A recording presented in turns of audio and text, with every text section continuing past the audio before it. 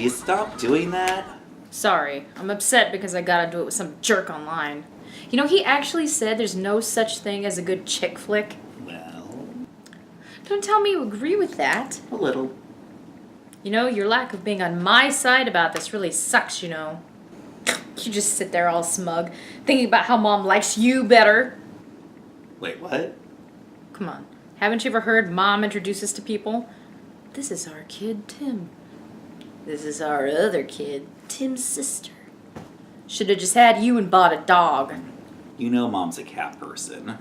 Oh, whatever. I know of an awesome chick flick. And what makes it awesome is that the center love story isn't between a couple, but between two sisters. The older sister being uncertain of her incredible talent is something that she should actually be proud of, instead of denying as a main part of her. And the younger sister feeling not as special and unable to talk to her sister. Virtually non-existent parents that are only seen briefly in the beginning of the film. Two well-meaning male characters that, while important and in their lives, are not the sole focus. Side characters to serve as a comic relief and have their own little story arcs. And a climactic fight between the sisters after which they don't talk, before realizing how much they mean to each other, before getting back together, with the younger sister getting to be the hero in the end, and the reconciliation being the emotional peak in the movie! Frozen? No, it is not Frozen! I'm talking about A League of Their Own. So after watching the 1987 documentary, A League of Their Own, Penny Marshall, having never heard of the All-American Girls Baseball League before, became inspired and wanted to make a movie about it. The result was the 1992 film A League of Their Own. League was a commercial success and was well received by critics and audiences alike. Despite the official trailer making A League of Their Own appear primarily as a Tom Hanks movie. This summer, Tom Hanks is managing the impossible, the Rockford Peaches. The driving emotional force of the film actually centers on the love and sibling rivalry between two sisters, not a romantic couple. Before Frozen, there was A League of Their Own. The film begins with our main character Dottie packing for a trip she seems uncertain about taking, and is finally persuaded by her daughter to go anyway. There's a lot of reasons why I can't. I know how you feel. I really do. But you're going. Persuaded, forced, whatever. So Dottie arrives at her destination via a Carole King song, and we get to see her memories morph into black and white news clips from the 1940s. I do think it's neat that old people can think in black and white instead of just sepia tone. We are taken back to 1943 to a local baseball game, with both of our main characters going up to bat, while unbeknownst to them, a scout is watching the game for possible recruits. The dynamic between the sisters is immediately set up, with Dottie being overbearing and overly protective, and Kit feeling smothered and invisible next to her sister, something she even directly states on their walk home. You ever hear Dad introduce us to people? This is our daughter, Dottie. This is our other daughter, Dottie's sister. We are introduced to the baseball scout, played by John Lovitz, who wants to recruit Dottie, despite her lack of interest. Well, come on, what do you say? Are you in? No thanks. And has no interest in recruiting Kit, despite her enthusiasm. Well, I'll go. I'm ready right now. I gotta sign something. I don't want you. I want her, the one who hit the ball. You can climb back under the cow. A little innocent arm groping persuades the scout to make Kit a deal. If she comes, you can come too. If you stink, it'll only cost us a train ticket. Kit ends up persuading her sister, and they catch up with the scout on the train. You promised the cows you'd write? We have a quick stop to pick up another side character, Marla Hooch, who, despite having impressive playing skills, isn't quite the physical type the scout had in mind. You know General Omar Bradley? Yeah. Well, there's too strong a resemblance. One poignant speech from Marla's dad later. I know my girl ain't so pretty as these girls, but that's my fault. She loves to play. Don't make my little girl suffer because I messed up raising her. And all three girls get to Harvey Field for their tryouts, where the scout then bids them a farewell that only John Lovitz could pull off. You're going? Ah, dry your eyes. Yeah, I'm just going home, grab a shower and a shave, give the wife a little pickle tickle, and I'm on my way. Oh, stop giggling, you 5-year-old. Another montage gets the team selected, and the ladies are met with the uniforms that demonstrate that they are thought of as mere eye candy and not ball players. Pretty darn nifty if you ask me. How about that, Billy? You can't slide in that. They are also informed that they will be going to charm and beauty school. For what? Every girl in this league is going to be a lady. While the ladies are being examined in a line like horses, we are introduced to Jimmy Dugan, played by Tom Hanks. That guy talking to him through his hangover over there is Gary Marshall, responsible for both Pretty Woman and The Princess Diaries, the director Penny Marshall's brother. Here he plays Walter Harvey, a candy bar mogul, but in real life the league was actually created by Philip K. Wrigley, manufacturer of Wrigley gum. Through some expositional dialogue, we learn that Jimmy's alcoholism cost him his career as well as a former managing position. Despite needing the work, Jimmy is still clearly insulted that he would be managing a girls' team. Take it or leave it. So he decides to take it, and shows up for the first game clearly still drunk, pees in front of them, and is simply a dick on first meeting the team. Despite Dottie stepping in as a token leader and helping to lead them to a first game victory, Jimmy's attitude stays the same.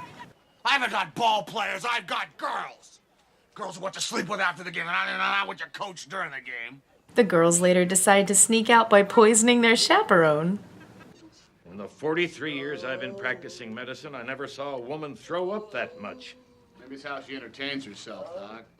And make their way to one of my favorite scenes in the film, an evening at the Suds Bucket.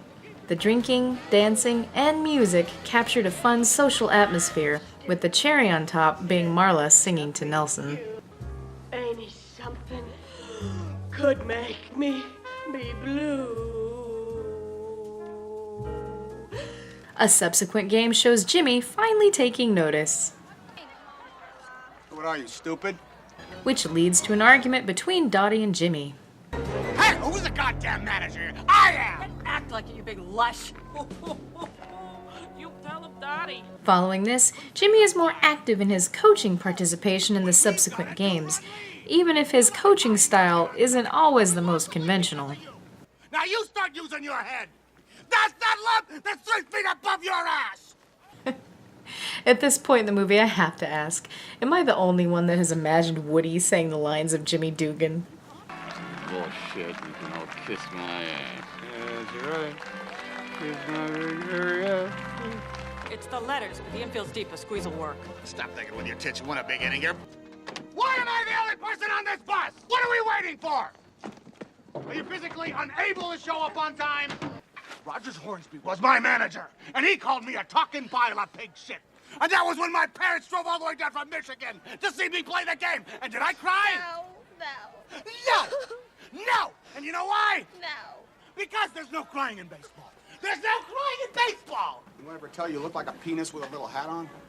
Am I the only one that thinks the penis with a little hat line is way funnier than there's no crack in baseball line? No. No, you're not the only one who thinks that. Oh, good. Over the course of Jimmy becoming more involved with the games, a closeness developed between Jimmy and Dottie. Apparently, a large number of film staff wanted Dottie and Jimmy to end up together. Knowing this makes certain scenes with romantic sexual tension make a bit more sense. Personally, I'm glad they didn't. Dottie and Jimmy hooking up would have totally killed this movie for me.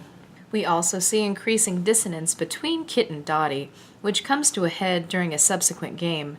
An exhausted Kit appeals to Dottie to persuade Jimmy to let her finish, and becomes furious when Dottie instead supports Jimmy's decision to remove her.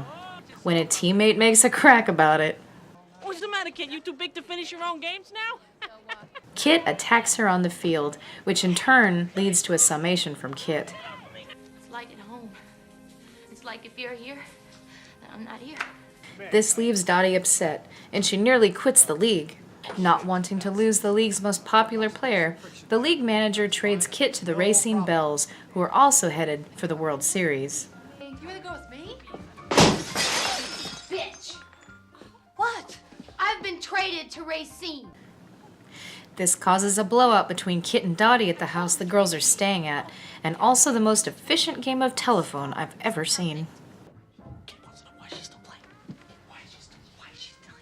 Their fight ends with the sisters furiously parting ways. I'll see you in the World Series. Yeah, you bet you will. Don't look at her. Don't look at her. Has anyone seen my new red hat? Oh, piss on your hat. As the World Series begins, a telegram informs one of the girls that her husband has been killed in the war. This, coupled with the strain of not hearing from her husband for a while, causes Dottie to break down and then quit the league when her husband shows up. Jimmy confronts Dottie over her cowardice of quitting. But sneaking out like this, quitting. It just got too hard. It's supposed to be hard. If it wasn't hard, everyone would do it. The hard is what makes it great. As another montage takes us through the next 6 games, the 7th game reveals that Dottie has come back to play for the final game. You understand me? Do you hear me? Yeah, you're screaming. I hear you. Well, where'd you come from? The direction, performances, and even the music of the final game is the perfect balance of excitement and tension. One of my favorite moments of the final game is when Dottie approaches the mound as Kit is pitching. The music emphasizes the emotional tension as the stares of both sisters could easily be matched to 2 cowboys squaring off. It's clear that both sisters are trying to win.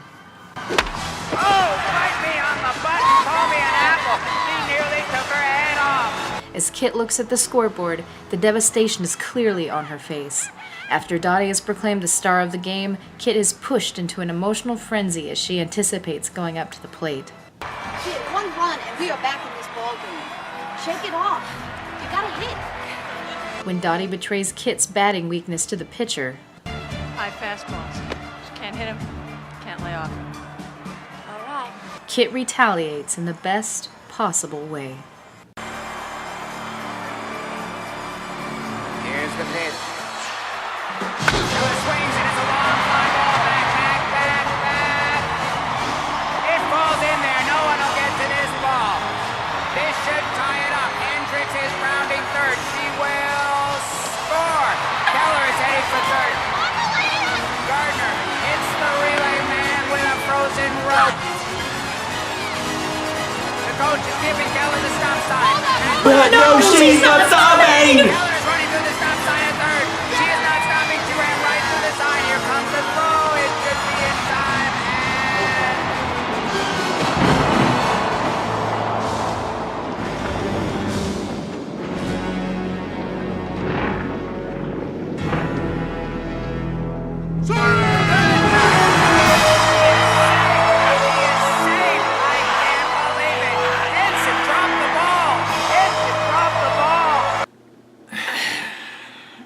I'm going to explain this right now.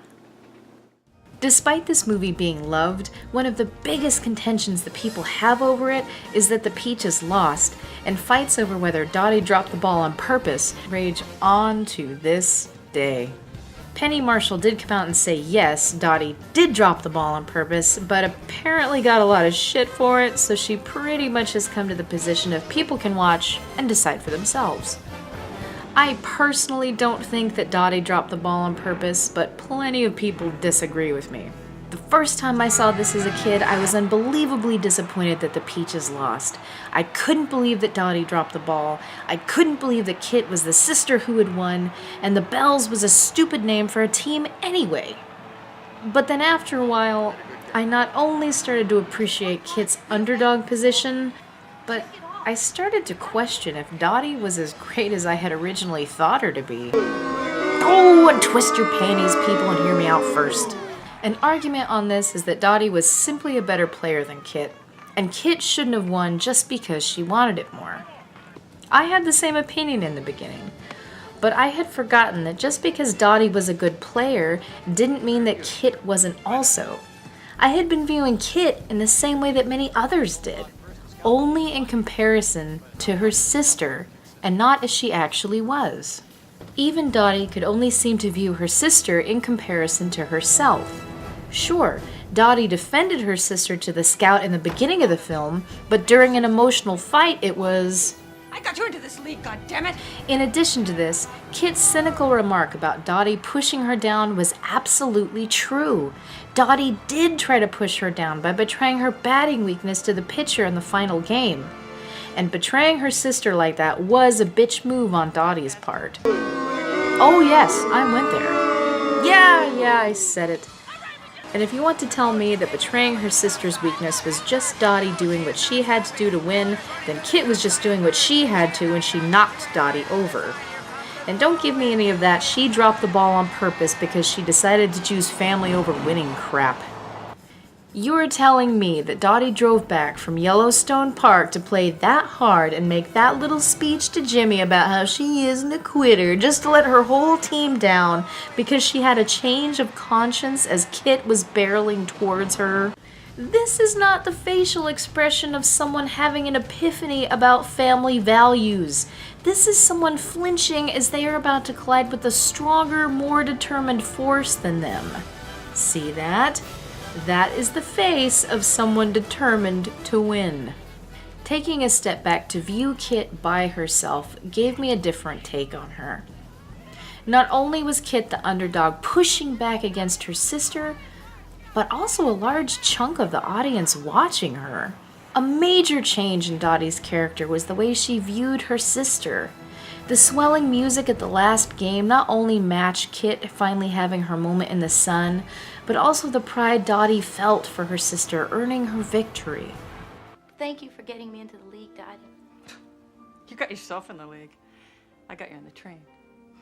So everyone needs to get the hair out of their butt and see Kit in the way that Dottie learned to see her, as a good player that not only earned her victory, but also her place there. Regardless of what I think, I know the debate will still rage on. I find it fascinating that we got so sucked into the characters that their team felt like our team, and when they lost, we lost. We really felt that disappointment in losing when we were so close to winning. I thought we were gonna win, I swear we did. Well, we didn't. Went up to that last inning, we had it. Nah, don't worry, Doris. The Rockford Peaches will have 4 World Series victories to look forward to. True, look it up. Regardless, I'm happy with the ending, even if many are not. So, back to the actual review. Following the game, the sisters reconcile before once again parting ways, with Dottie going back home to Oregon and Kit wanting to stay. The recollection of watching Kit leave on her bus brings Dottie back to the present, staring out at the field.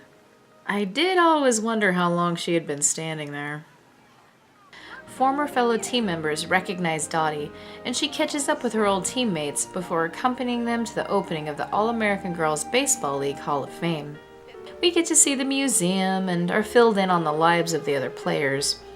When Dottie sees Kit arrive with her grandchildren, the reunion is a happy one. And to the casting director's credit, whoever chose the older versions of the actresses did a wonderful job, as you can pretty much tell who was supposed to be who. This ending does make the movie a bit long, but overall it works. And that was A League of Their Own. The casting was perfect and the directing superb. I was completely drawn into caring about the characters and riveted by the games and action sequences. A League of Their Own is very underrated in terms of sports montages. People typically think of Rocky or whatever when they hear sports montage, but I stand by it that this movie provides some montages that are just as great, if not better, in building tension and excitement. For me, one of the strongest parts of what makes this a good chick flick is that there isn't a romance plot. The sisters weren't fighting over a man, but an accomplishment. Yes, there was some tension between Dottie and Jimmy, but the relationship never goes beyond platonic. Again, having Jimmy and Dottie hook up would have killed this movie for me. And yes, the girls do go out and dance with a few guys, but it was simply a fun part of the movie and not the driving center. But the most important part of the movie was that it was able to capture the spirit of the ladies who weren't simply there to look pretty, but to play a good game. Before her death in 2010, Dottie Kamenchek, former first baseman for the Rockford Peaches, was quoted as saying this: "In the beginning, we were only getting 500 people in the stands. Eventually, we won them over. At first, they just came to see the skirts. And then we showed them we could play. So to conclude, A League of Their Own was not only a commercial success, it was also a great watch. If you haven't seen it, I recommend it. A League of Their Own was definitely a home run. Really? You're gonna end your first review like that? Like what? You're calling a movie about baseball a home run? I guess originality is out this year. So you are on my side now, right? About how there can be such a thing as a good chick flick? Was this really a chick flick? Was that really a genuine comment on my review ending? Yeah, the ending sucks. You're gonna suck, you're gonna suck, you stink, you're gonna... Oh! Oh! Ow! Got him! Mom!